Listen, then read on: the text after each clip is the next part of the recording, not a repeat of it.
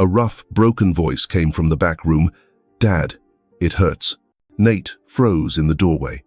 The house he once remembered, filled with his little girl's laughter, now carried nothing but the sour smell of dampness pressing hard into his chest. In his mind, he had pictured her running out, arms wide, yelling, "Daddy's home!" But instead, what he saw was a small, trembling figure, her hands stretched out, skin blotched with a strange, dark stain. What was it, just a harmless smudge, or the mark of something far worse, a secret festering inside the very walls of this house? Nate shut off the engine. The sudden silence pressed down heavy, like the air itself had stopped moving. The iron gate wasn't locked, just looped with a piece of twisted wire. He pushed it open, the hinges screeching dry and sharp. 3 years gone. No leave, no weekend visits, not even a video call long enough to quiet the ache of missing his little girl. But he still remembered. Abby's hair used to be soft as corn silk, her eyes wide and round. She used to run full tilt into his chest, arms locked tight around his neck, shouting, "Daddy's home!" Now the front door hung open just a crack. No footsteps, no voice calling out. He stepped inside. The air smelled of mildew and something metallic, like rust. The wooden floor groaned under his boots. The furniture was still there, but wrong. The sofa shoved off-center, leaving bare marks in the floor. The family photo crooked, the glass missing, and in the middle of the living room, a child's grey shirt lay on the damp boards. "Daddy?" The whisper floated from the end of the hallway, thin as paper. Nate turned. From the faint light spilling out of the kitchen doorway, a small figure stood clutching her own elbow. Abby. She was taller than the last time, but so thin it hurt to look at her. Eyes red, hair a matted mess like she'd crawled out of a trash heap. What stopped him cold was her left hand. A dark stain stretched from wrist to knuckle, smeared and spreading like ink, and her skin flaking off in tiny patches like scales. He stepped toward her, his voice breaking with a father's ache. "Abby, what the hell happened to your hand?" She flinched, then slowly held it out. No tears, just that steady look full of pain she couldn't put into words. Nate took her hand. In the creases, the blood had dried black, crusted. The smell was sharp iron, damp rot, something foul and metallic. Behind him, footsteps tapped. "I told her not to mess with the well water." The soft voice hit the back of his neck like heat. Renee Maddox, his second wife, stood in the kitchen doorway, holding a glass jug of water, hair tied neat, skin smooth, smile polished like nothing was wrong. "I didn't know you'd be home today. You should have called first." Nate didn't look at her. "What happened to her hand?" "It's just the well. Rain's been heavy, dirt gets in. Abby insisted on helping with laundry. I told her not to, but you know kids. She's 10 years old." Renee set the jug on the counter, poured herself a glass. "I bought ointment. A few days and it'll clear up. No reason to make a big deal." Abby stayed by his side, eyes down. Nate felt his chest crack, like glass scored with a knife. He walked straight to the sink. The faucet dripped. Under the bulb, the water ran yellow, each drop smacking the steel basin. He touched it with his finger. A thin, slick film clung to his skin. The metallic stench burned his nose. He turned back. "You let her use this?" Renee shrugged. "The whole town uses well water. My family always did. Nobody's dead yet." Nate looked at Abby. She wouldn't raise her head, her fingers trembling. "How long have you been using this water?" Her voice came faint, almost lost. "I don't remember. A long time. Every day?" "Yes, I help with laundry." "I'm not allowed bottled water." "Who told you that?" Renee's voice snapped sharp. Abby hesitated, darted a glance at Renee, then said nothing. Nate strode to the cupboard beside the fridge, yanked the handle. Locked. He cut his eyes at Renee. "Open it. You're wound a little tight. Open it. Now." She froze, then pulled a keyring from the drawer. Her hand shook as she unlocked it. Inside cases of bottled water, labels spring clear, delivery date stamped 12 months back. And a shipping invoice, recipient, Renee Maddox. Nate pulled out bottle after bottle. Abby's name wasn't on a single one. He turned. "From tomorrow on, she doesn't touch a drop from this house. I'm taking her to a doctor first thing." Renee pressed her lips, gave a little smile, and drained her glass. Careful, Nate. You came home. You didn't come back to a war zone. Abby clutched his hand. Her tiny fingers were so cold he could feel bone. Then the pump under the floor thudded. Clank, clank, clank. Something knocking inside the pipes. The faucet spat again. Another trickle of yellow water slid down, puddling on the tile. This time, it spread black, just like the mark crawling up Abby's hand. The pump down in the cellar kept thudding, uneven and clogged, like something alive trying to crawl through but stuck in the rusted pipes. The sound mixed with Nate's breathing, tight and sharp, raising the hair on the back of his neck. He looked at Abby again, but the girl had shrunk back into the kitchen, eyes on the floor, hands tucked behind her. The air in the house felt heavier now, not because of Renee, but because of the weight of everything wrong pressing down since he stepped through that door. Nothing lined up. The squeal of hinges, the sour smell in the water, the way Abby's eyes never lifted, every detail, was like glass splinters underfoot, waiting to cut deep. Abby passed the sink carrying a faded blue plastic tub. She set it on the tile and lifted a small shirt, soaked through with yellow water. Nate felt it hit his chest like a fist. Abby's hand was deep in the basin, her fingers swollen and raw, skin split and red, the tips dark like clay baked and cracked in the first hard frost. He didn't need to touch her to feel the pain. It was in every motion, in the way she bit her lip to keep from making a sound, each time the cloth rubbed against the open cuts. Nate stepped closer, crouched down, set his hand on the edge of the tub. The water wasn't clear. It was the kind of stagnant water that sat too long in a cement cistern film floating on top, catching the light like old motor oil. The bottom was coated in yellow-brown sediment, thick as wet clay. And there, in a basket beside her, were all Abby's clothes, washed by those same torn-up hands. She kept scrubbing like it was her duty, like this was just what a 10-year-old was meant to do. No questions, no complaints, no fight. Renee didn't move. She leaned against the counter, half a glass of water in her hand, watching as if it was normal. No explanation, no guilt, just watching. Nate remembered another time years back, holding Abby in a field hospital in El Paso when fever had nearly taken her. She was only 4 then, burning hot, limp in his arms, waking only when he whispered her name. Her hands back then were soft, warm, untouched.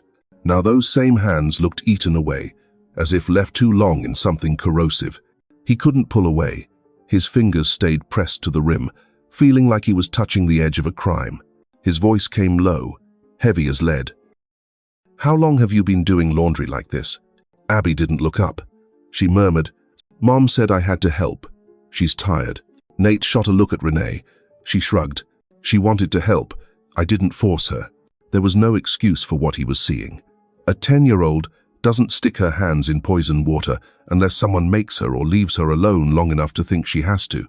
Nate stood, yanked Abby out of the tub. Her hands shook in the cold, nails gone pale, skin split wide enough to show raw flesh. He wrapped them in his coat, wiping gently, checking every finger. She flinched each time he touched a cut. The skin was a patchwork of red fissures and strange colors, brown, gray, black, blotched uneven. He ripped open the drawer under the sink. Only dry cotton balls and an expired tube of ointment. No antiseptic, nothing useful. Renee still didn't move. She slipped her phone from her pocket, scrolling like it was any other day. Nate exhaled hard. His eyes weren't burning red anymore, they'd gone flat, cold as ice on a frozen river. From tomorrow on, Abby doesn't touch water. Not for chores, not for anything. And you, he jabbed a finger at Renee, you don't give her a damn thing I haven't seen first, not even water. Her lips pressed thin. A flicker of anger crossed her face before she masked it with indifference. You're not the only one living here. Don't bark orders like you're still wearing stripes. Nate didn't answer. He sat back down by Abby, patted her back, then lifted the tub. At the bottom was a layer of powdery grit, white and clumped like lime. He smeared a bit with his finger, lifted it to his nose. No smell. Touched it to his tongue. The burn hit sharp and sour, catching in his throat. Training camp came rushing back how they taught him to spot arsenic in water. That faint yellow tint, the thin bubbles when stirred, and the sting on the tongue. This tub had all three. He slammed it back down. Water splashed across the tiles, drops sticking to his skin with a tacky film that wouldn't wipe away. Abby tugged at his sleeve. "Daddy?" He looked at her. For the first time since he'd stepped in, she raised her face to him. No fear in her eyes this time, just pleading. "Don't tell Mom." "Why?"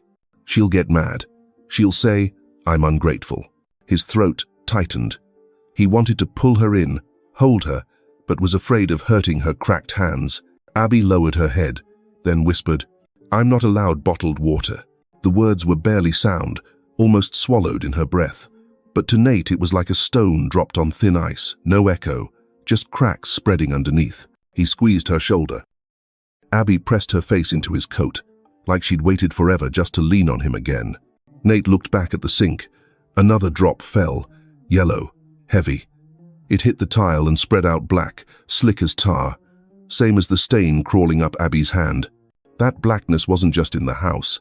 It was coming up from the ground, through the pipes, into her skin, and the grown-ups around her had chosen to look away. The next morning, fog sat heavy over Raven Brook. Nate drove the old pickup down the main road. Abby pressed close to his side, her hand wrapped in a strip of rough cloth, her small body curled against the seat. Every time the truck hit a pothole, she flinched, clutching a thin, beat-up notebook to her chest like it was the only protection she had left in the world. Nate didn't ask her anything. He kept his eyes straight ahead. He hadn't slept much. All night long he'd seen that basin of yellow water in his mind, and the cracks splitting Abby's hand, showing up again and again, in the kind of nightmares he used to have overseas. He remembered training, how they taught him to spot tainted water, what to do when soldiers were exposed. In war zones, you had equipment, medics, protocols, but here inside his own damn house, his daughter had been forced to live with it. No warning, no help. That helplessness clamped down on his chest like a vice. At the end of town sat a small clinic, the kind of place that looked worn but still held steady. The wood sign hanging over the door swung in the damp air. The paint faded. Dr. Lila Carpenter, family practice. Nate parked, lifted Abby out. She didn't fight him, just lowered her head, breath shallow.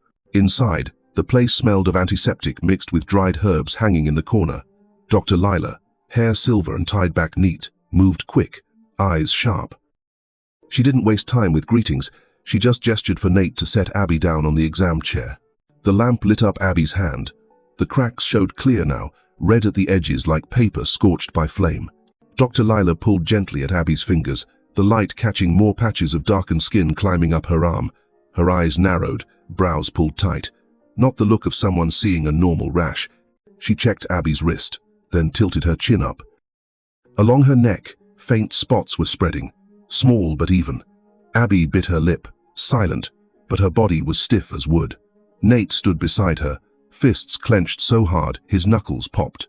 He read the look in the doctor's eyes and knew this wasn't just skin trouble. Dr. Lila drew a breath, her voice low, words landing heavy. "This isn't an allergy, not a bug bite. I suspect chronic arsenic exposure. If it continues, it can damage the liver, the nerves, even raise cancer risk." 1. The word arsenic slammed into Nate's chest like a rifle shot. He'd heard soldiers talk about villages overseas poisoned by chemicals, wells turning colors, kids breaking out in sores, and now it was on his daughter's skin. Anger rose in him, slow but burning, not at fate, but at the adults who'd stood by and let Abby live with poisoned water. Dr. Lila leaned closer, shining her light, then used a magnifier on the broken skin. The pattern was clear, erosion strips across the surface, patches of black and gray spreading like rot. She scribbled notes quick, the pen scratching hard on the paper. A few minutes later, she pressed a red stamp down on an order. "Cease all use of well water immediately." Her signature sealed it. It felt less like a medical note than a verdict. Nate folded the paper, slid it into his jacket pocket, gripping it so tight the edge cut into his palm. The tension in his chest didn't ease. A single piece of paper wasn't going to save Abby if folks were determined to keep things hidden. He lifted his eyes to Dr. Lila, voice rough, steady. Somebody knew about this, and they chose to look away. She didn't answer, just laid her steady old hand on his shoulder, the silence itself an admission. Beside him, Abby shifted. She pulled the battered notebook from her pack and set it in his lap. Nate opened it, dirty pages filled with uneven pencil notes, Some dated, itching all over, nosebleed this morning, well water yellow. He flipped to the last page. The writing was shaky but carved deep into the paper. I drew a red X on the well. I don't want to use it anymore. Underneath was a child's drawing, a crooked well crossed out with red pencil lines. Nate's hand shook as he held the page. The tightness in his chest mixed now with fury and helplessness. A 10-year-old had kept records, left warnings the only way she knew how, while every adult around her acted blind. One thought echoed in his head. Somebody had buried the truth, and the price had been his daughter. The light above the exam table glared down on the notebook. On that last page, the well crossed with red looked less like a sketch and more like a wound that refused to close. The clinic was so quiet, you could hear paper brush against cloth when Abby hugged the worn notebook to her chest. The order to stop using well water sat in Nate's jacket pocket, the edge creased hard from his grip. The antiseptic smell stuck in his throat, dragging up memories of field tents from years away, low lights, needles, gauze, that sharp chemical bite. Only this time it tasted bitter. Abby set the notebook on her lap, her small fingers smoothing the bent cover like she could iron out the creases. She didn't look at anyone, just at her own handwriting. Nate felt his spine go rigid. The harshest evidence in the room had been kept by a 10-year-old, like a project log. Only the project was her own body getting sanded down by dirty water day after day. He slid closer on the chair and gave a small nod. Abby let out a breath and opened it. The first page was smudged with pencil. In the corner, a faint red school stamp had almost washed away. No date on day one, just 2 words, scribbled fast. Itching a lot. The letters leaned off the margin. Then, scratched raw. Mum said don't scratch, save it for dishes. Nate swallowed. The words slid straight under his skin. Not a real itch, but that other kind, the helpless kind you get when you see wrong happening and you can't rewind the clock. Next page. Hard to sleep. Sweat smells weird. Below that, a darker line. Well water yellow. A small drawing sat beside it, a plastic tub, a few curved lines for the rim, dotted strokes for bubbles. Kids draw. That's what they do. But this wasn't play. This was a voice no one had asked to hear. Every sketch felt like a marker adults had stepped right over. The page after that read, "Nosebleed in morning, hands burn like fire." Abby had pressed hard on the word burn, punching a tiny hole in the paper. Underneath she'd sketched her own hand, cross-hatching the back of it to show heat she couldn't name. The hatching pulled Nate back to contour maps from the service, where dense slashes meant danger zones. His daughter had been made to walk straight into that kind of marked terrain, over and over. Dr. Lila didn't interrupt. Hands in her lab coat pockets, eyes steady as a deep pond. Nate knew she was holding her tongue to let another silence speak. The notebooks. Abby flipped through a run of days, entries hammering on like a press. Wash shirts after dinner, water smells like iron. Mom says don't waste bottled water, save it for adults. I took a sip by accident, got scolded. On one page edge, Abby drew a labeled bottle and a tiny face beside it, head bowed. Simple lines. Plenty for any grown-up to understand the shame in a kid needing permission to drink clean water. A pinch hit Nate's chest. For a second, an old scene flashed like flame across a wall. A night outside Basra, a small boy holding his belly at the wire, lips pale, a beat-up plastic jug in his hand. Nate remembered slipping him a bottle and catching hell from a staff sergeant. The reason sounded official. Protocol. Don't start what you can't finish. Give one kid a bottle, you owe the whole line. But deep down he knew some protocols were built to blunt human duty. Today, in this small room, the same kind of protocol was in play. Bottled water for adults. The kid tells herself to tough it out. Abby stopped on a page with a red smear. Hands burning like a small fire under skin. A thick red streak cut across the paper, uneven, dark and hot in spots, only a swipe in others. Nate touched the page. It felt rough where she'd pressed hard with crayon or marker, almost tearing it. This wasn't a note anymore. It was a scratch from someone begging the world to stop when she didn't have the words. Nate pulled his phone. His motions were clean, decisive, the way he used to field strip an M16. He photographed each page, each corner, lined the lens with the table edge, kept the light flat so the letters wouldn't cast shadow. Every shutter click pinched his throat. He labeled files, stamped the date, dropped them into a separate folder. Nothing could go missing. In combat, Evidence decides the line of advance. Here, evidence was the only thing that could cut through Renee's polite smile and Victor's slippery denials if it came to that. He told himself, don't skip a single page. He lost count somewhere along the way. Near the end, Abby hesitated, like a secret might spill if she opened further. She opened anyway. Old paper smell lifted, mixing with antiseptic, making a taste he couldn't name. At the top, Mom says, bottled water is for adults. Beneath it, I asked for more, no. She'd underline no twice, each stroke straight and hard like a chop. Nate said nothing. If he spoke, he wasn't sure his voice would hold. Dr. Lila rolled her stool a little closer, tapped notes into the chart, then rested a finger on the desk, keeping a slow beat. She stared at the notebook, the way you stare at lab results. Sometimes you don't need blood work to understand pain. Abby turned the last page, a well-black pen.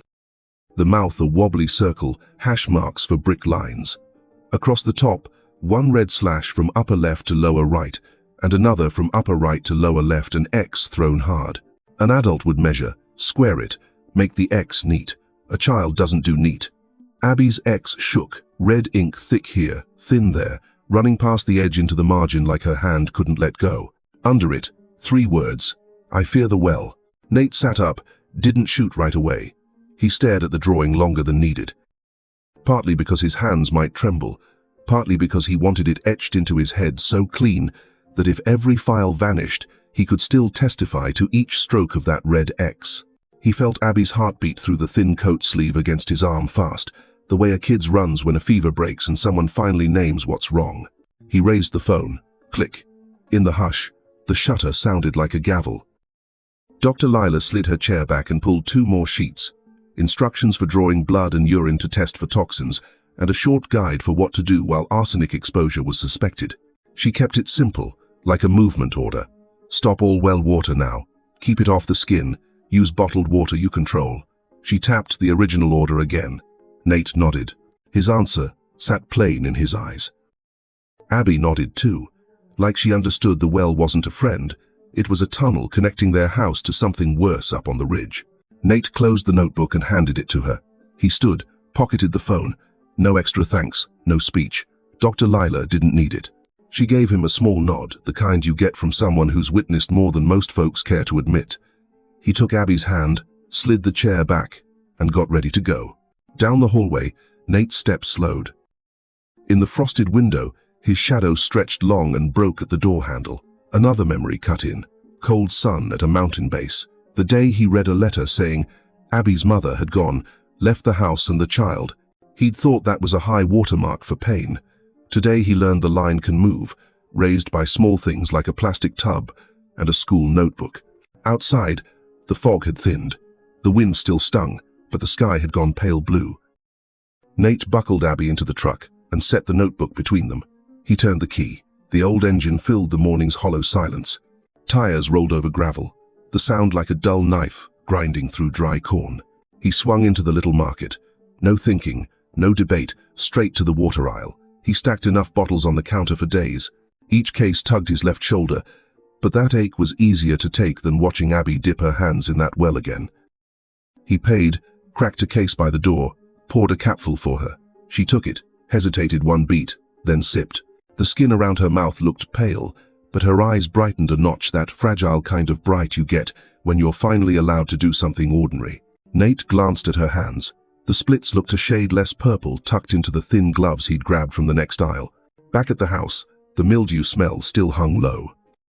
Renee opened the door, eyes sliding over the water cases, then stopping on Abby's notebook. She said nothing, her mouth thinned to a hard line. Nate didn't speak either. Words now would only fog the room. He went straight to the kitchen, set the water by the cabinet, and opened the lock. The old bottles were still lined up neat, labels with Renee Maddox staring back at him like a message that said nothing. He shut the door, pulled the key, and slid it into his own pocket. Abby climbed onto a chair and set the notebook on the table. She tapped the spine with her pencil, a small habit, like reminding herself not to forget. Nate pulled a chair opposite. He backed up the photos to a storage space he'd set up years ago. The field taught him this. Proof has to live in more than one place, so if one goes, another stands. He set a new password on the folder, long, hard to guess, more letters than numbers, just the way he liked it. Renee crossed the kitchen in hard heels and turned on the tap out of reflex. Yellow water dribbled out, leaving a black streak in the steel sink. She glanced down, a tiny frown there and gone so fast anyone else might blame the glare. She shut it off, dried her hands, and walked away. Nate eyed the new stain. It spread like the signature of someone who preferred the shadows. He pulled Dr. Lila's order from his pocket and set it on the table between them. The paper said what needed saying. Renee looked, lips going thinner. Abby looked from the paper to the faucet. She closed the notebook and hugged it like something precious. Her eyes wobbled a second, knocked by too much change in one morning. Nate put his hand on her head and smoothed her hair. It felt dry and straw rough, but under his palm it warmed. He stepped out back and lifted the hatch over the service pit. Damp metal hit his sinuses. He studied the old runs, rubber couplings gone black, sloppy glue around seams. He took a few pictures and logged the system in his head. Line in, line out, shut-off valve. He set the hatch down and braced it with a brick, the way you brace yourself to keep steady. Lock it first, cut it later, replace it when you can, but before anything, you get the truth. In the kitchen, he pulled his chair in and opened his contacts. He didn't call a friend. He wouldn't drag anyone in. He dialed a law office that had helped him once with a small dispute when he sold his old truck. An automated voice came on. He left a simple message, no names, a suspected arsenic exposure, photos, and a medical order in hand. Possible illegal dumping. He didn't ask for advice. He asked for procedure, how to preserve evidence. His voice was low and slow, like he was calling out coordinates to a rescue team in the dark. He set the phone down and tapped the table once with his finger. Abby opened her notebook again, sitting close, gloved hands on the page, staring at her own words like she needed to see they'd count for something now. Afternoon slid thin through the kitchen window. Ridge wind hissed at the frame, carrying that Ravenbrook smell dry, old maple leaves and rust. In the break of it, Nate's phone buzzed. Not the automated line. Not a number he knew. An anonymous text. The screen lit with one line. No greeting. No name. Just a message. Cold as stone. East wind tonight. Stand at ditch 2. Silence after. The house held its breath. The wind kept scraping. Abby looked up and saw her father's eyes go darker. Pupils pinched. His gaze locked on something past the wall. She didn't need words to get it. A path had just opened from that red X in her notebook to whatever sat up on the hill, where the pump knocked at night like a sick heart. Nate locked the screen and pocketed the phone. His palm was damp, though the kitchen was cold. He looked at Dr. Lila's order again, then at Abby's notebook, then at the faucet crusted yellow, 3 points in a straight line, pointing at the same truth. One question left. Who wanted to make sure those points never touched? Outside, the east wind shifted and slapped the tin roof in steady beats. Dark would come quick. Ditch 2. The name drew a thin blade across his mind and started to throb behind his eyes. He stood, set a hand on Abby's shoulder, light but sure. She gave the smallest nod, used to how he moves. Fewer words, more action. On the table, the notebook lay open to the page with the red X, the ink still glossy where the light hit just right. In that narrow stretch before night truly fell, everything seemed to breathe together. The medical order, the notebook, the phone that had just gone dark. Each one, a spark. All it would take was a shift in the wind. And the wind had already turned. The east wind cut through Ravenbrook that night, sharp enough to burn skin. Nate left the house just past 11. In his coat pocket were 3 clean plastic bottles, his phone set to record, and a small notebook for notes. Abby was asleep in the next room, clutching the school pad with the red X on it. Renee sat in front of the television pretending to watch, but her eyes carried something he didn't care to stare at long. Nate pulled the door shut, the dry squeal of the hinge slipping into the dark. He drove the old pickup along the dirt track circling the ridge, following the directions from the anonymous text. Ditch 2 didn't show up on any town map, but a soldier used to reading ground the way others read print knew there was always a reason for a number. Wind rushed through the pines, leaves whispering against the hum of the engine, warning him he was heading somewhere folks didn't want him to find. At the base of the hill, he killed the motor, grabbed the bottles and phone. The headlamp on his cap lit the way, shining across a crude channel carved through rock and dirt, water gleaming at the bottom. The trickle sounded thin but carried a sharp metallic tang. He crouched, started the camera, swept the beam over the flow. Pale yellow water, a thin scum on the surface, white bubbles caught on the edge. He uncapped the first bottle, dipped it full, sealed it tight, and held it up in the frame alongside his watch face for time. Each move crisp, practiced the kind of habit drilled in long ago. He followed the ditch, watching it carry toward the neighborhood. The farther from the plant, the lighter the water looked. At the edge of town, he knocked on the door of a small house. An old woman stepped out, grey hair down her back, handed him a glass from her kitchen tap. Clear water, no smell. He took a sip, noted. Far from ridge, water clear. He drove to another house, closer to the plant. A middle-aged man pointed out a barrel out back. Inside, the water was yellow, reeking, foam on top. The man shook his head, voice flat, filtered it a dozen times. Never clean. Nate snapped pictures, filled the second bottle, wrote down, near ridge, yellow water. At a house only a few hundred yards from the fence, a young woman stepped back from the door, wouldn't let him in. Her eyes flicked, her hand covered her mouth. That was enough. He jotted, closer to plant, fear heavy. The night wind grew rougher. His army coat wasn't much against the cold, but it kept him in line. He crouched again at the second ditch, foam rolling wide. Yellow water churned, running straight toward Holmes. He filled the third bottle, sealed it, caught his watch in the frame. In the beam, the surface glared back, jittering like a blade slicing through the dark. He stood, drew a long breath. The chemical reek stuck deep in his nose. For a moment, memory rushed in. Long patrols through villages where kids were so thirsty they licked dew off leaves, where GIs handed out bottled water while locals just watched. That same helpless weight hit him again, only harder now, because the thirsty kid was his own daughter. Nate slid the bottles into his bag, raised the phone for one last shot. Ditch 2, east wind against him, yellow water rolling down. He spoke low, steady, so the mic caught it. Water runs straight from the plant into the neighborhood, each word pressed out like a field report, heavy with both anger and certainty. That's when light swept across from a distance. He killed the headlamp, crouched low by the ditch, held still. A heavy engine rumbled. From the bend came a black tanker truck, big body, wheels pounding, no plates. Its headlights cut right over the ditch, glaring white, then swung off into the plant's side gate. Nate held his breath, fingers tight around the phone in his pocket. The light vanished behind chain link. The engine noise echoed, deep like a drum calling out. He knew then he'd just seen what most of the town had chosen to turn away from. And he knew something else. After tonight, there was no backing out. The east wind tore across the ridge that night, howling in long waves. Nate lay flat in the ditch, eyes locked on the chain link fence wrapping the plant. Behind him, the rumble of that black tanker still echoed, tires grinding over gravel, a sound like teeth on bone. He held his breath, phone in hand, thumb ready, camera already rolling in the dark. Sodium lamps bled a weak yellow light, casting crooked stripes across the ground. Then a figure appeared, a woman's frame, quick steps, shoulders tight. Nate recognized her right away, Renee. She wore a dark coat, hair pulled up neat, keys glinting in her hand. She stopped at the rusted lock on the side gate, pushed in a key, twisted hard.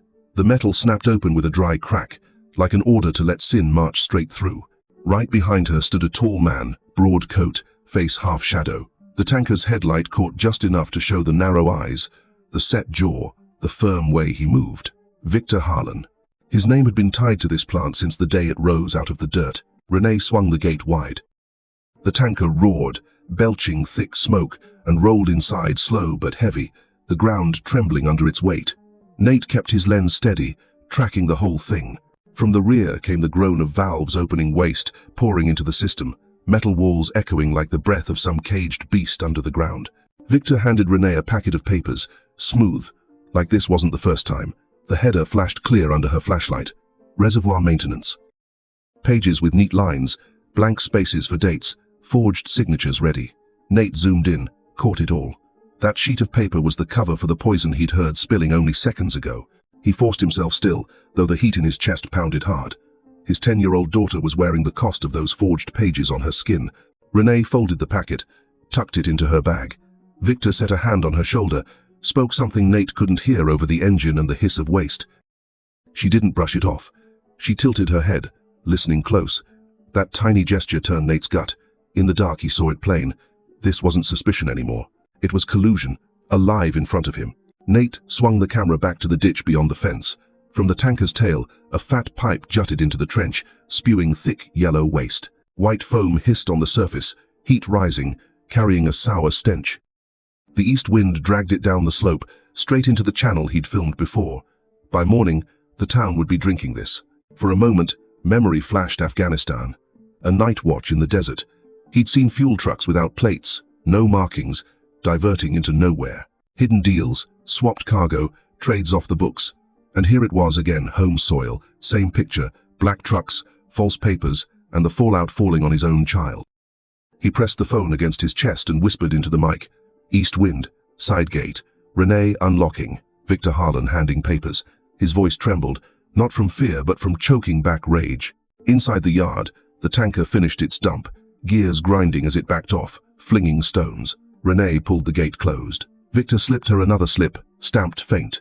She took it, nodded. Quick, clean, like a ritual long rehearsed. Nate filmed till the gate latched shut, then killed the screen, pressed himself flat against the cold dirt. The plant's pumps thumped on, blending with the wind, reminding him that the poison never really stopped. He waited, counted breaths, until the lights died off, and the engine noise fell away. Only then did he crawl from the ditch, melting into the pine shadows. His head spun. It wasn't just the truth of the water, it was betrayal under his own roof. Renee, who had once sworn to care for Abby when he was gone, now stood shoulder to shoulder with the man who ran the rot. Back at his truck, he dropped the phone on the seat, gripped the wheel tight, breathing hard. All the discipline the army had drilled into him was the only rope keeping him from charging the fence right then. A fight now would shred every bit of proof. He thumbed the screen on. The playback was clear. Side gate, tanker, discharge pipe, the header reservoir maintenance. Victor's face half lit, Renee's hand taking the papers, evidence in hand. But evidence was just the first mile. To bring down a machine this size, you needed patience, witnesses, timing. Just as he was about to shut it off, another glow flickered downhill. He lifted his head. A few hundred yards off, Renee pulled out her phone. The screen lit her face calm, not shaken, just reading. And clear enough for his lens to catch from a distance. One line of text, plain as a bullet. Funds transferred. Nate froze in the cab, breath locked in his chest. That message didn't just confirm forged papers. It proved the trade every drop of poison bought and paid for. His daughter had been bartered off for a cold wire transfer. Outside, the wind kept ripping at the chain link, carrying the pump's heavy thud like the crooked heartbeat of some beast chewing through the town. By the time the sun was just starting to slide over the rooftops, before the light even reached the damp eaves, Nate was already up. He wasn't about to waste another hour. The image from last night, Renee's phone glowing in the dark with those words, "Funds transferred," was still burned into his mind like hot steel. He didn't need more proof to know the line had been crossed. What he needed now was action. And first on that list was keeping Abby safe. He carried a new padlock, a toolkit, and a small camera tucked in a metal box out to the backyard. The well sat where it always had, its concrete ring dark with moss, the pump below thudding in that steady, sick rhythm. Nate opened the hatch, swapped out the valve bolts, clamped on the steel lock, then wound industrial tape tight across the seam. He pressed his initials into the tape so there'd be no mistaking who sealed it. Each move was exact, practiced, like assembling a rifle, no gaps, no slack. When he was done, he mounted the camera on the back wall, lens pointed dead on at the well cap. The red light blinked, promising that any hand reaching for that lock would be caught. Back inside, Abby stood at the window, clutching her notebook. Her eyes were wide, fixed on the yard, like she needed to be sure the nightmare she'd drawn with a red X was finally locked away. Nate laid a hand on her shoulder and gave a slow nod. He'd already decided last night. Abby couldn't stay here, not until the truth was dragged out into the light. He packed a small bag, some clothes, a scarf, bottled water. Abby quietly slid her notebook inside, hugging it close as if that was the most important thing she owned. Nate drove across town to the cabin of an old friend, a fellow vet who'd fought beside him more than once. The man was alone, quiet, but Nate trusted him. If anywhere was safe, it was here. At the cabin door, the man opened up, face worn but eyes knowing. No speeches, just a nod when Nate laid a hand on his shoulder. He ushered Abby inside. She lingered a second, looking back. Nate bent, fixed her scarf, whispered so only she could hear, "You're safe here." She squeezed her notebook tight and gave the smallest nod. Her eyes were still rimmed red, but for the first time in days there was more than fear in them, there was a flicker of trust. Nate turned back to the truck. The engine rattled awake, and he drove off, knowing there was still work waiting at the house. Back home, He checked the camera feed. The light blinked steady, watching the well. He knew Renee wouldn't leave it alone. She'd cut off bottled water, opened the gate with Victor. She'd try the same again. But this time, every twist of her hand would be recorded. He washed his face at the sink, then spread out what he had. Photos from Abby's notebook, videos of Ditch 2, last night's footage of the tanker and the gate, all backed up on a hard drive with a spare copy on a USB stick. He thought about the lawyer again, about hearings that would come. Every file was around in the chamber, waiting. Around noon, Renee came back. Nate sat in the living room, silent. She went straight toward the back, eyes cutting sideways at the window. Minutes later, his phone buzzed. The camera was live. On screen, he saw her crouch at the well, fingers on the valve. The red indicator light blinked against her face. She froze, looked straight into the lens, pale as chalk. Then she dropped her hand and turned away. Nate closed the feed, stayed put. No shouting, no fight. The picture itself was enough. Now he had her attempt on record proof. She'd tried to break the seal. Later that day, Nate loaded more bottled water into the truck, prepping supplies for Abby at her new spot. On the porch, he watched the shadows stretch across the row of low houses. The east wind had eased a little, but inside him the cold of an unfinished fight still bit deep. His phone buzzed. The name flashed. Dr. Lila Carpenter. Her voice was tight, urgent, no small talk. Cases were cropping up all along the drainage line. Kids breaking out in rashes, adults drained, even a few nosebleeds. Numbers are rising. Her voice shook, like the whole town was turning into one big hospital ward. Nate stood still, gripped tight on the phone. Time was running out. This wasn't just Abby anymore. The whole town was in it now. And him, the man who once left to fight on foreign ground, he was going to have to be the one to face the enemy right here at home. Outside, the east wind screamed through the tin roof, carrying a ragged note that sounded a hell of a lot like a warning. That afternoon, the Ravenbrook Town Hall was packed, not for a festival or the usual town meeting, but because word of poisoned well water had spread wide enough to drag everyone here. Some folks came carrying sick kids, pale and weak. Others brought jars of yellow water like living proof. The air was heavy, everyone looking around, waiting for somebody to say the thing out loud. Nate stepped up onto the old wooden platform. He carried his beat-up briefcase. Inside were the 3 water samples, M1, M2, M3, and the video he'd shot on that east wind night. His voice came low but steady. No flourishes, each word sharp as a blade cutting the silence. This wasn't rumor, he said.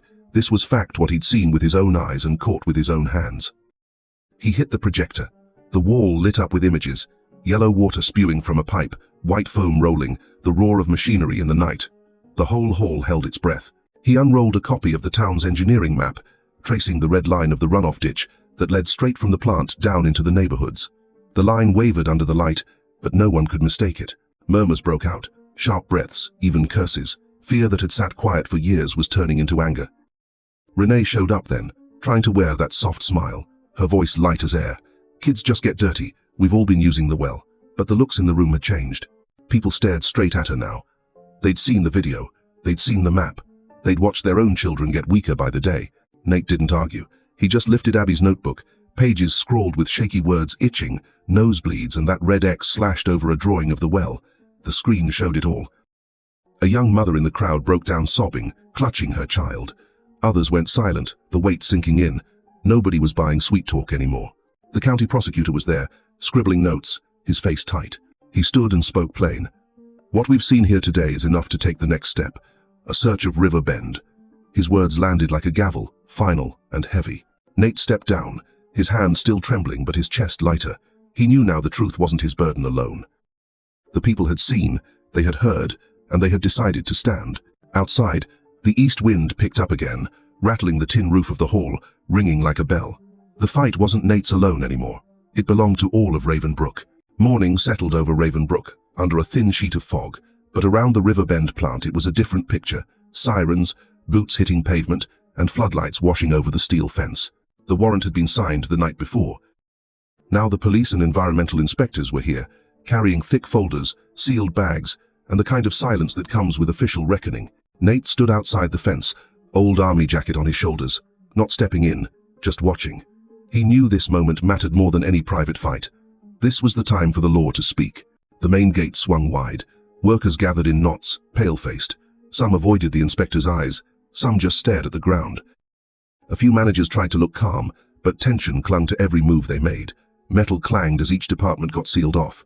Flashlights swept through every corner, no drawer left untouched. Old ledgers, loose files, binders yanked from desks all laid out on long tables. One inspector cracked open a thick operations log, its spine stiff from years of use. He flipped page after page of shift notes, pump hours, discharge schedules. Then, halfway through, a line hit like a hammer. East Wind Nights cost efficiency. No codes, no soft language. Just blunt words, cold and clear. Pick nights when the east wind carried the waste fast into town. Hide the trail, save money. That one line froze the room. The inspector shut the book, sealed it at once, and read the entry aloud into the record. Evidence of illegal operation. They moved next to the side gate office. In a drawer they found a visitor log, the corner smudged with cigarette ash. Near the latest entries, scrawled notes carried a signature Nate knew too well, Renee Maddox. Her name sat beside times matching the very East Wind Nights he'd filmed. Under vehicle, the words were plain. Tanker truck, no plates. Everything lined up with what he'd seen. The inspector read her name out loud, handed it to a deputy. Gloves on, the deputy slid the whole log into a seal bag, pressed the tape down, signed it off. Nate, standing outside, felt every nerve pull tight, and yet a weight lift off his chest. All the suspicions, all Abby's shaky pencil notes, were now backed by the plant's own paper and a signature from inside his family. Cameras clicked fast. Workers were pulled aside, statements taken. Some bowed their heads, silent. Others muttered, just following orders. But each excuse only filled in the picture. A system, orders, collusion. Nate watched and remembered the times he'd sat in military court when buddies faced trial for breaking rules. Back then, justice felt like a cold blade cutting through loyalty. Today, justice was the blade needed to carve out the rot choking a town. By the end, the inspectors carried out the operations log, the sidegate records, and stacks of data copied from the plant's computers. Before leaving, they announced River Bend's discharges were suspended and critical sections sealed. The workers stood quiet, no one protesting, only the wind snapping against the rusted pipes. Nate turned back toward his truck, moving slow. Inside his chest, swirled with anger and relief together. The truth was no longer his burden alone. It was sealed, stamped, written into record, no denying it now. But he also knew this meant the fight was shifting out of the shadows, into the open, where it would be harder and sharper. He climbed into the cab and turned the key. His phone buzzed in his pocket. On the screen, the county attorney. The voice came hard, direct, no room for reply. Emergency hearing this afternoon. Be ready. The words cut through the cab, short and cold. But to Nate, they sounded like an old bugle call signaling the start of another battle. No rifles this time, only truth and law. He lifted his eyes to the windshield. The road into town was still misted over, but at the far end, he could just make out the faint yellow glow of the hall lights. That afternoon, the county hall was packed tight. White lights poured down on rows of wooden benches, the air so heavy with silence you could almost hear it hum. Folks from Raven Brook crammed inside, some pressed against the walls, others hunched forward on their seats, all waiting for the moment when truth finally stood up. Nate walked in wearing his faded army coat, hand gripping a battered briefcase. He didn't meet the whispers or stares. His eyes went straight to the bench where the judge sat stiff, gavel resting close at hand. Beside him sat two lawyers, one for the county, the other for the plant. Across the aisle, Renee and Victor were already in their seats. Victor kept his face blank, though the damp patch at his collar gave him away. Renee looked worse, pale, eyes darting, fingers clawed at the table edge. When the hearing opened, the county attorney called Nate forward. His old boots hit the wood floor with a dry echo. He moved steady, though tension pressed inside his chest. Setting the briefcase on the table, he snapped it open. Piece by piece, he laid out the evidence like a soldier arranging gear before inspection. First came 3 plastic bottles, labeled neat, M1, M2, M3. He held them up for the board, passed them to the environmental inspector. Lab reports followed printed sheets, showing arsenic levels far above the legal limit. The numbers themselves told the story. No argument needed. Murmurs rose in the hall, a sigh here, a groan there. Next, he flicked on the projector. The screen lit with his footage from that east wind night, yellow water gushing from the discharge pipe, foam boiling up, his watch face marking the time. Another clip rolled, the side gate opening, an unmarked tanker, Victor handing off a reservoir cleaning form, Renee signing. No edits, no way to spin it. Renee stared down, face drained. Victor leaned back, jaw tight, eyes locked on the screen. The townspeople didn't stay silent. A few sobs broke out, whispers of, just like we feared, even a curse spat into the air. But the room fell still again when Nate reached for Abby's school notebook.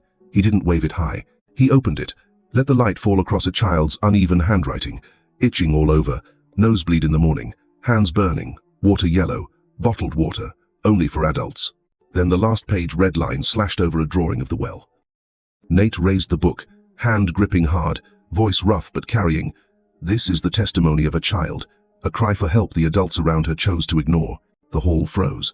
Renee trembled, color gone from her face. Victor looked away, fingers drumming the table in a nervous beat that didn't fool anyone. The judge took the notebook, turned a few pages, paused on the red X. His face didn't shift, but his hand tightened on the gavel. The county attorney added that the plant's own operations log marked with East Wind Nights, cost efficiency, was sealed in evidence, along with the side gate log bearing Renee's signature. The chain was closed. No gaps left. The plant's lawyer tried to push back, called it suspicion, said more tests were needed, claimed rogue employees acted without orders. But the words fell flat, weak against hard numbers, video proof, and the scratched-out lines of a child's diary. The crowd wasn't doubting anymore. Their eyes showed something else, anger. Nate walked back to his seat. Some weight lifted off him. He knew the fight wasn't finished, but the burden wasn't just on his shoulders now. Justice had taken hold.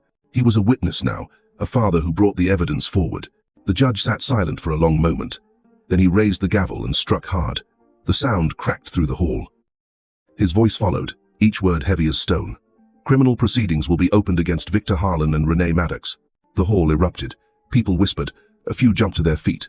Renee slumped back, eyes wide in panic. Victor kept his face like stone, but his hand shook where it gripped the table.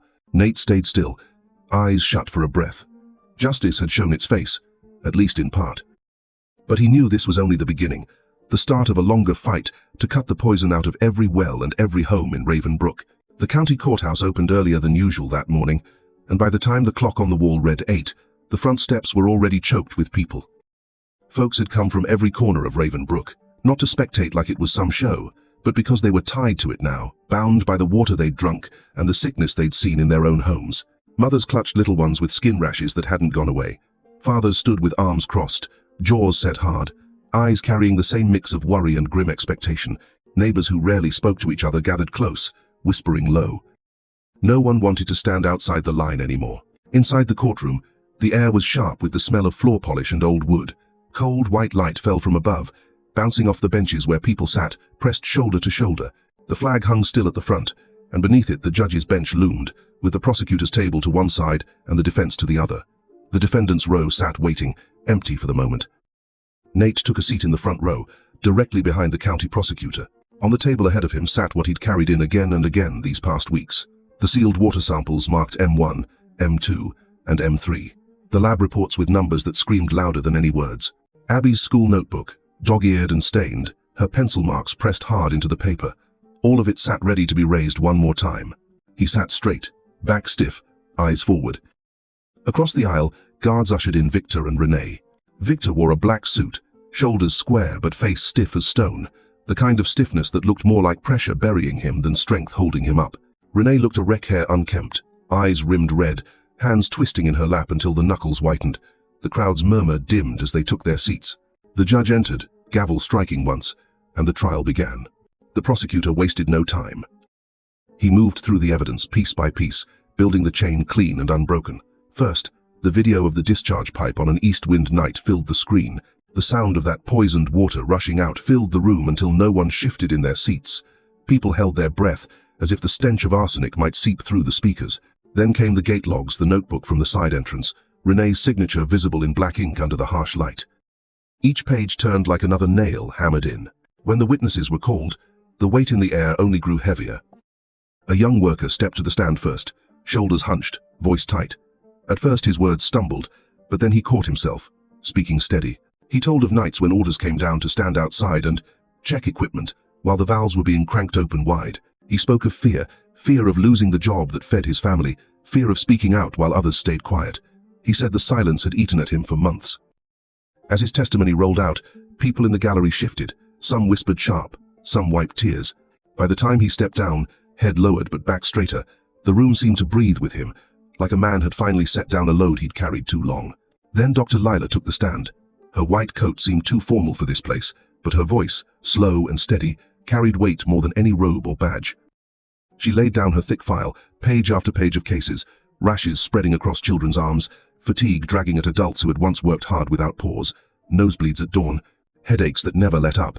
She read off the medical findings, each one aligned with chronic arsenic exposure. Her conclusion left no wiggle room. She said it plain. The levels were multiple times higher than any safety standard, and the exposure long enough to scar a generation. Her voice wasn't angry. It wasn't emotional. It was worse. It was the sound of undeniable fact. Pens scratched on paper as clerks logged every word. The gallery sat hushed, listening as if each number and symptom were their own. Victor sat stone still, his face locked, but his hand trembled on his knee, the shake of a man who couldn't hold down the truth pressing up. He didn't meet anyone's gaze. Renee, on the other hand, folded in on herself. Her chest rose and fell quick, breath shallow. Her fingers knotted so hard together they looked like they'd snap. The prosecutor reached for Abby's notebook. The room seemed to freeze. He didn't hold it high at first. He laid it open on the lectern, let the light fall on a child's jagged handwriting. Itching all over, nosebleed in the morning, hands burning, yellow water, bottled water only for adults. Each phrase read aloud was like a punch, straight to the chest. Then came the last page. On the screen behind him, magnified for all to see, was the crude drawing of the well with a red X slashed over it. And under that, the uneven scrawl. I don't want to use the water anymore. You could have heard a pin drop. A mother in the back clutched her child and broke down crying, sobbing out loud now. Men pressed fists to their lips. Nate gripped the bench in front of him, his hand tightening until his knuckles ached. For the first time, he felt some of the weight lift. Abby wasn't alone anymore. The whole town had heard her. The judge didn't interrupt. He let every word land. The prosecutor finished, closing the notebook gently, as if it was something fragile. Victor still sat rigid, his jaw clamped, but his eyes flickered to the floor like he'd already left the fight. Renee shook harder, every breath shallow, face pale as chalk. Then the judge leaned forward, his eyes sweeping the room. He wrote a few lines in his notes, then lifted his gaze back to the defendants. The silence thickened. People leaned forward, waiting. 2 deputies stepped up. The cuffs gleamed under the courtroom lights. Victor rose slowly, his face still flat. He didn't fight, didn't shout. Only his eyes betrayed a flicker of acceptance, like a man watching the end he'd known was coming. The steel closed around his wrists with a dull click. Renee broke differently. As the cuffs brushed her skin, she jerked back, eyes wide, voice tearing free in a sharp, shrill cry that cracked across the room. I only took part of the money. The rest is in storage 3. The words cut the silence open like a blade. Gasps rippled across the benches. People shot to their feet. The prosecutor scribbled furiously. Inspectors scrambled out the doors, chasing the lead. Nate sat frozen, heart hammering. Her outburst didn't just confess, it pointed to another secret, another place hidden in shadow, a 3rd storage unit, another piece of truth still buried. The room buzzed, whispers clashing, feet scuffing, the judge pounding his gavel to restore order. But Nate hardly heard. His mind locked on those words, the echo of them pounding in his chest. Storage 3. He knew this wasn't the final chapter. It was another door, just cracked open, and behind it lay something darker still. The day to seal the well came faster than anyone expected. After weeks of east winds and cold skies, Ravenbrook woke under sunlight at last. It spread across the old rooftops, laying a pale gold on shingles that had carried too much damp and mold. Out in front of the Callahan place, folks gathered, not because of curiosity but because they needed to see it end with their own eyes.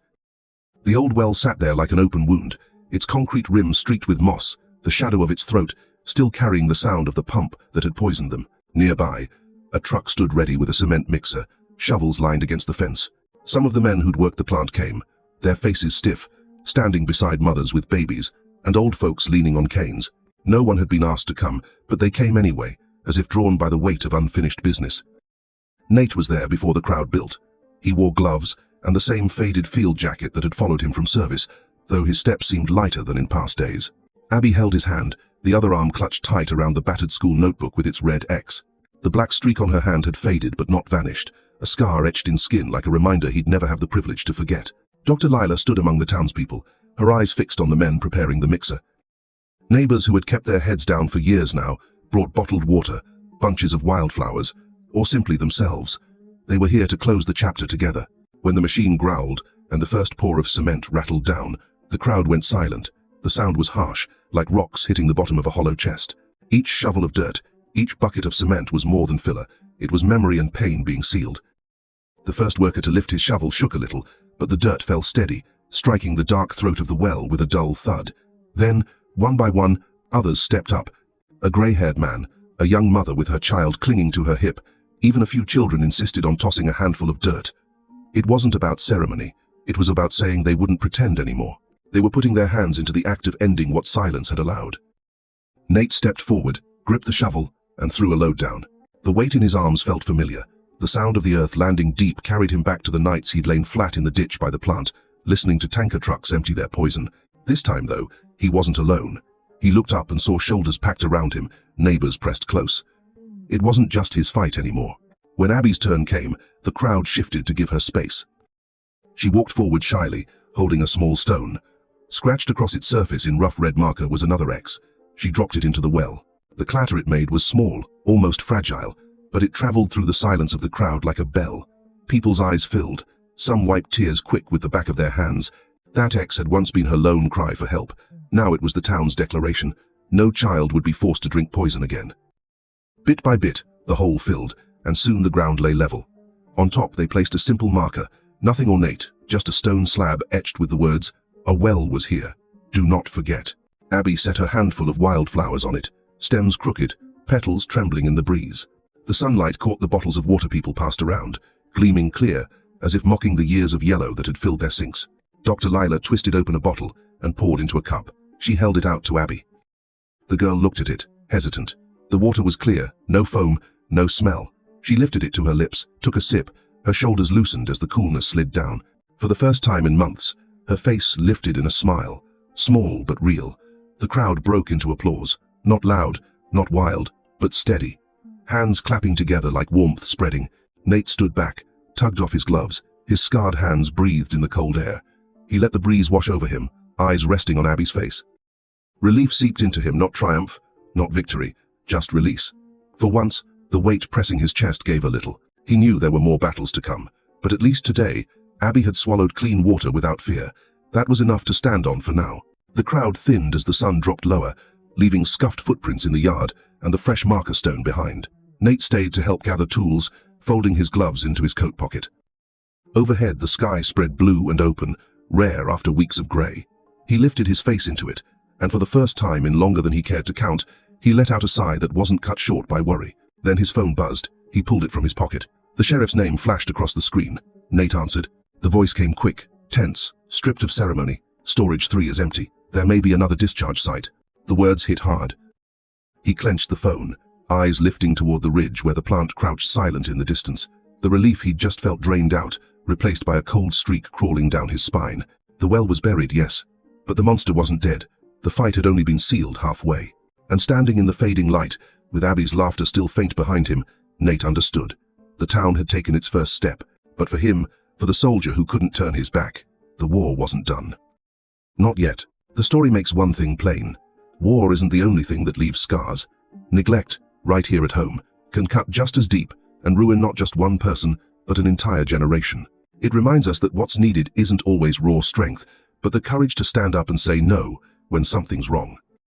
For those of us who have lived past the halfway point in our lives, the greatest value we can pass on is not money or property, but the chance for our children and grandchildren to grow up in a place that is safe and clean. Justice never arrives by itself. It only comes when real people take the hard step of standing tall. And sometimes, the smallest decent act you choose today becomes the largest inheritance you leave behind tomorrow. What lingers after everything isn't the wound or the anger, but the calm that settles in when you see a child begin to walk out from under fear.